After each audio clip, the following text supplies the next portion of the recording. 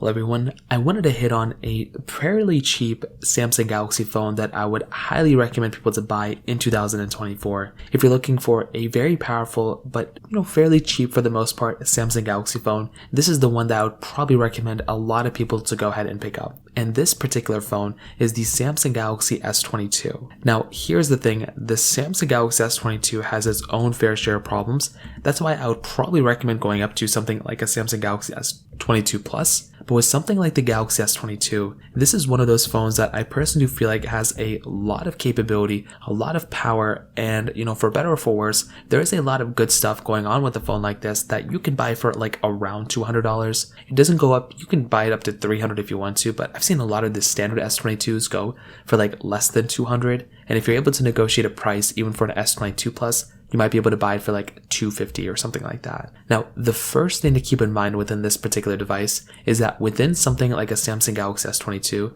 this type of phone is giving you a fairly good display. So I feel like with that display, 120Hz, fairly good. It's always, a good display to kind of have, and 1080p a little bit. So it's, still fairly good. The build quality is very good, but we all kind of know that. The performance of the Samsung Galaxy S22, I think, is actually where this phone really shines at. Now, there were some, thermal throttling issues and thermal issues in general that this phone kind of had, but I actually did kind of think that when this phone first came out and I was testing the performance and everything, there were issues. But since then, with that 8 Gen 1 chipset and some improvements here and there have been lots of improvements. And with 8GB of RAM, I still think this is a fairly good performing phone from that perspective. So I do think if you're looking at it from that particular side, I think that kind of is a fairly big thing to keep in mind, that for this phone, from that type of build quality, from that type of performance, I think it holds up very, very well, which makes me very, very happy. Now, on top of that, another very big thing to keep in mind with this phone is the fact that a phone like this is also giving you a very decent amount of RAM. And with all the applications and everything that you want to throw in with this particular phone, you're going to be getting a very good performing device overall, which I think is very nice. So overall, if you're looking for a fairly reliable, very decent, that's still going to be supported for a long period of time phone,